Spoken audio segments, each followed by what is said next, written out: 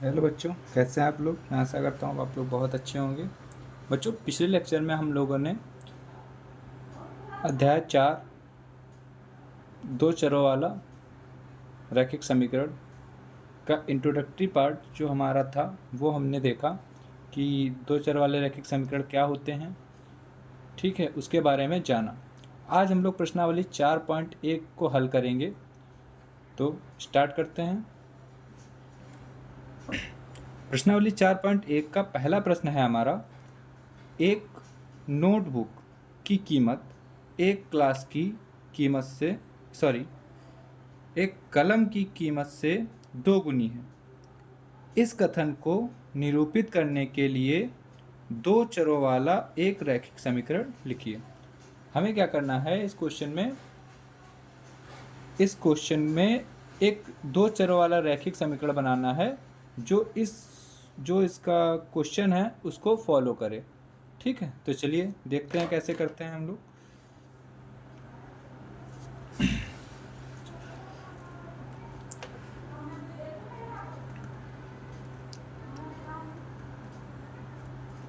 प्रश्न हमारा क्या है, एक नोटबुक की कीमत एक कलम की कीमत से दोगुनी है। तो मान लेते हैं, माना नोट बुक की कीमत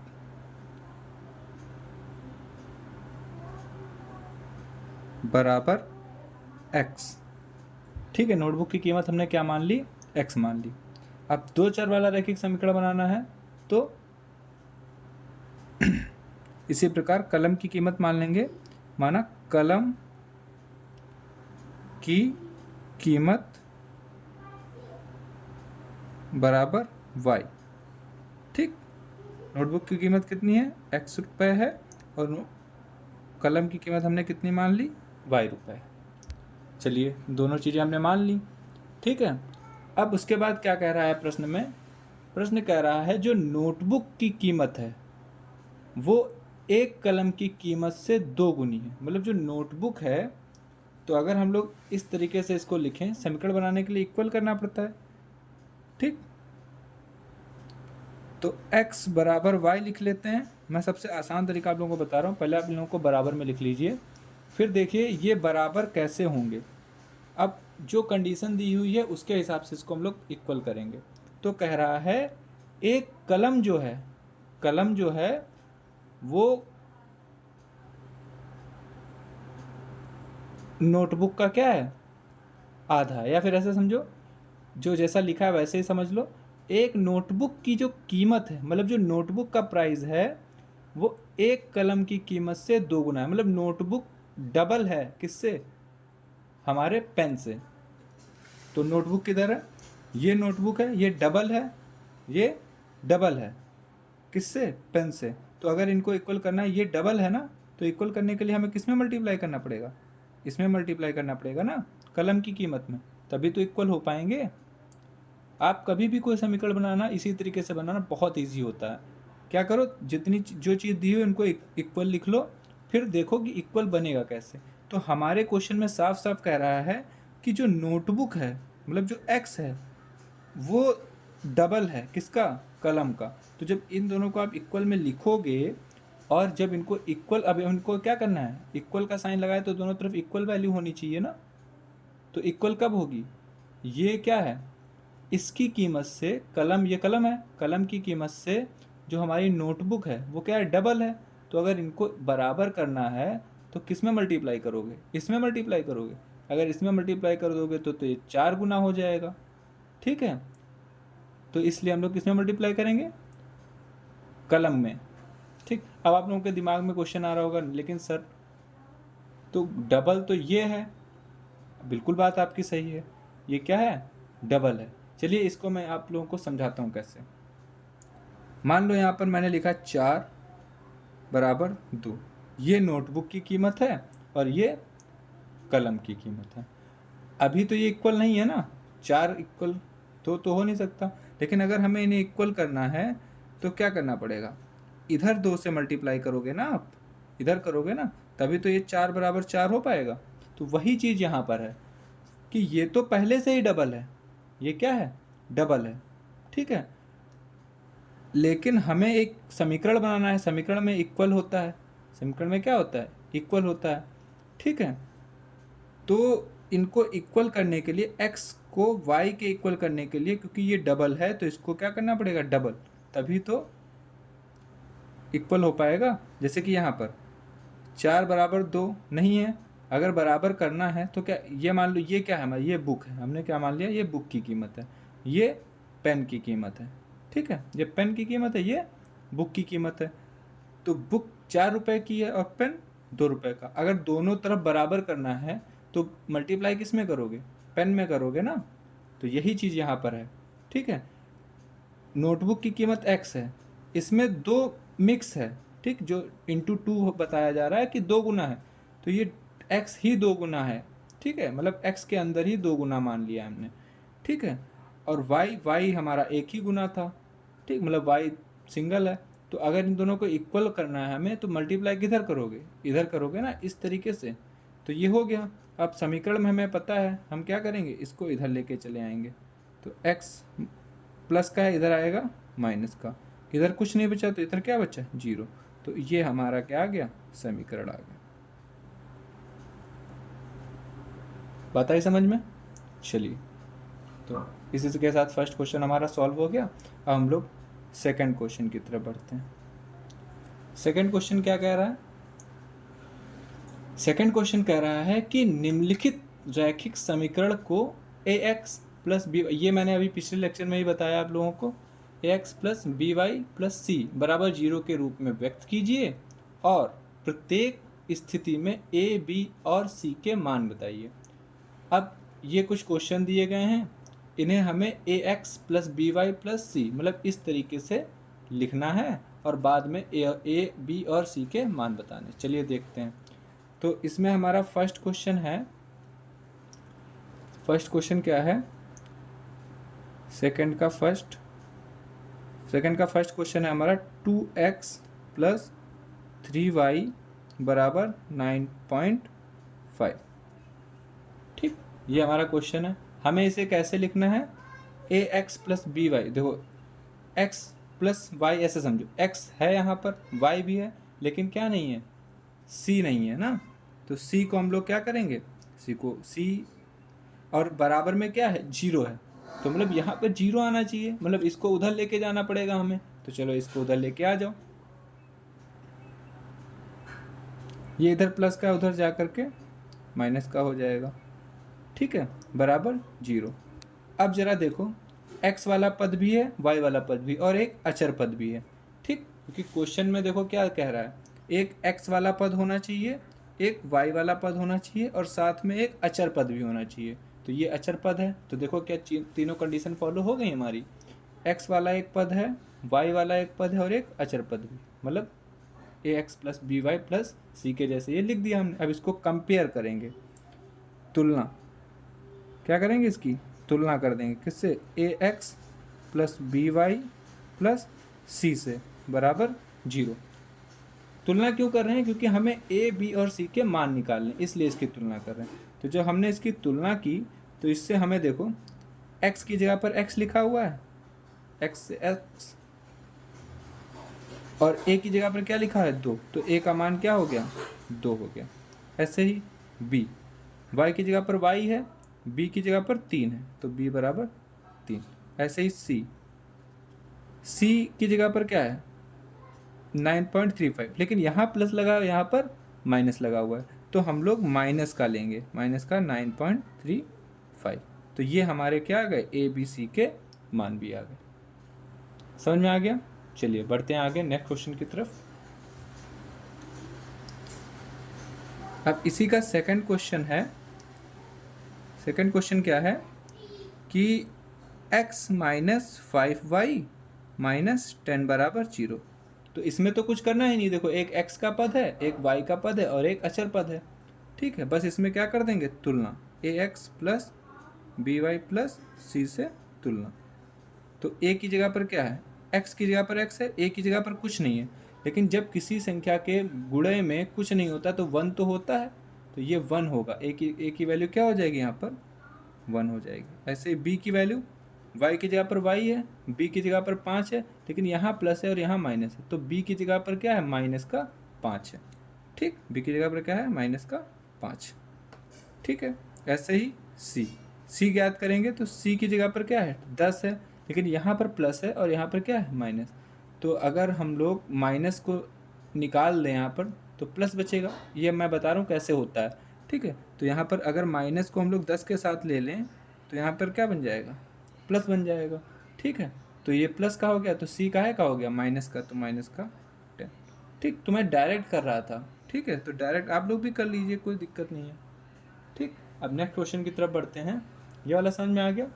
ऐसे ही इसके सारे क्वेश्चन हमें करने हैं। ऐसे ही इसका थर्ड क्वेश्चन है, प्रश्न है हमारा माइनस का 2x प्लस 3y बराबर 6। ठीक, चलिए अब आप लोगों को मैं एक दूसरे तरीके से बताता हूँ। हम क्या करेंगे, यहाँ पर देखो समीकरण में क्या होता है, ये होता है। ठीक है, मतलब सारे प्लस के होते हैं, सबको प्लस बनाएंगे। प्लस बनाने के लिए क्या करना पड़ेगा, इससे माइनस कॉमन ले लो, माइनस निकाल दोगे तो इसके पास प्लस बचेगा। ठीक है, तो इसको इस तरीके से लिखना है। हाँ, चलिए नीचे लिखते हैं इसको इस तरीके से। ठीक, माइनस इसके साथ ले लिया तो बाहर क्या बचा, प्लस। माइनस को किसके साथ ले लिया, 2x के साथ, प्लस 3y।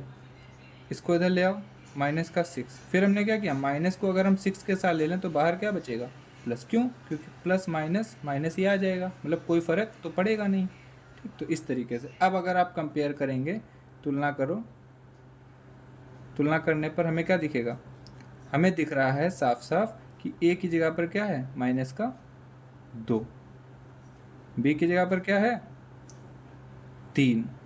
ठीक, क्योंकि देखो यहाँ तो कुछ चेंज ही नहीं हुआ। और c की जगह पर क्या है, c की जगह पर माइनस, देखो प्लस की जगह प्लस, प्लस के आगे क्या है, -6, तो c की जगह पर माइनस का 6। ठीक, इस तरीके से कर लेंगे। थर्ड 3 क्वेश्चन हो गए। अब इसी का फोर्थ क्वेश्चन देखेंगे हम लोग। फोर्थ क्वेश्चन है हमारा x बराबर 3y। ठीक, तो हमें तो इस तरीके से लिखना है इसको, चलिए लिखते हैं। x, इसको इधर लेके आओ, माइनस का 3y बराबर 0। लेकिन अब हमें यहाँ पर दिक्कत ये हो गई, x का पद है, y का भी पद है, लेकिन c तो है ही नहीं। अब c कैसे आएगा, तो कोई दिक्कत नहीं, जो पद नहीं है उसको हम लोग 0 मान लेंगे। ठीक, क्योंकि ये है नहीं तो इसका मान कितना हो गया, 0 हो गया, क्योंकि 0 को अगर इसमें जोड़ो चाहे घटाओ कोई फ़र्क नहीं पड़ेगा। ठीक, अब इसको हटा दो, कोई फ़र्क पड़ रहा है, नहीं पड़ रहा। 3y में 0 जोड़ोगे तो 3y ही आएगा, x में 0 जोड़ोगे तो x ही आएगा, तो कोई फ़र्क नहीं पड़ेगा, तो 0 हम लोग ले सकते हैं। अब कंपेयर कर दो, अब तुलना कर दो किससे, ax plus by plus c से। ठीक, तो x a की जगह पर क्या है, जैसे पिछले वाले में मैंने बताया था, a की जगह पर कुछ नहीं है तो 1 होगा, a बराबर 1। b की जगह पर क्या है, यहाँ प्लस है या माइनस, तो माइनस का लेंगे हम लोग। ठीक है, पिछले वाले में बता चुका हूँ कैसे होता है, तो अब डायरेक्ट कर लेते हैं हम लोग। ठीक, ऐसे ही c की जगह पर क्या है, 0 है। ठीक है, तो इस तरीके से हमारा फोर्थ क्वेश्चन भी हो जाएगा। इसी तरीके से अब हम लोग फिफ्थ क्वेश्चन करेंगे। फिफ्थ क्वेश्चन हमारा है 2x बराबर माइनस का 5y। कोई दिक्कत नहीं, इसको भी सॉल्व कर लोगे, उसी के जैसा है फोर्थ नंबर, इसको इधर लेके आओ, 2x प्लस 5y हो जाएगा बराबर 0। अब c वाला पद नहीं है तो c की जगह हम लोग क्या ले लेते हैं, 0 ले लेते हैं। जो पद नहीं है उसकी जगह पे 0 ले लो। तो अब जब कंपेयर करोगे ax plus by plus c बराबर 0 से, इसकी तुलना जब आप करोगे तो क्या आ जाएगा, तो आप लोगों को देखने को मिलेगा a बराबर कितना हो जाएगा, 2, b बराबर 5 और c बराबर 0। ठीक, इसी तरीके से सिक्स्थ क्वेश्चन हमारा क्या है, 3x प्लस 2 बराबर 0। अब यहाँ पर x है, y नहीं है, x है, c है, लेकिन हमें y भी तो चाहिए। अब मैंने क्या बताया, जो चीज़ नहीं है उसको 0 ले लो, तो 3x प्लस 0y लिख सकते हो, जो चीज़ नहीं है 0y लिख सकते हैं, क्योंकि 0 की जब y से गुणा करोगे तो 0 ही आएगा, और जब 0 हो जाएगा ये, तो इस बिल्कुल फिर से यही समीकरण आ जाएगा। और प्लस में क्या है, 2 बराबर 0। चलिए मैं एक बार ये चीज़ करके दिखा देता हूँ। इस चीज़ को आप हल करिए 3x है हमारा, 3x है, 0 की y से गुणा करो, 0 ही तो आएगा। 0 की किसी भी संख्या से आप गुणा करते हो क्या आता है, 0 आता है। तो ये क्या बन जाएगा, 0 प्लस में क्या है 2 बराबर 0।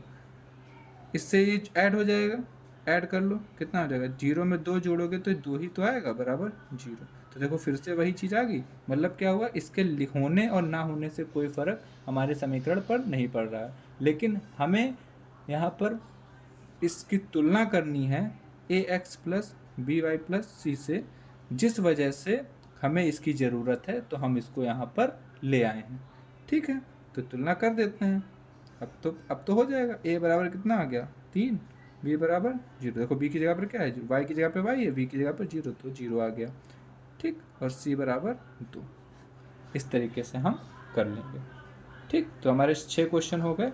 7वें क्वेश्चन की तरफ बढ़ते हैं। 7वां क्वेश्चन हमारा बिल्कुल सेम इसी तरीके से है। क्या है 7वां क्वेश्चन, तो 7वां क्वेश्चन y माइनस 2 बराबर 0 है।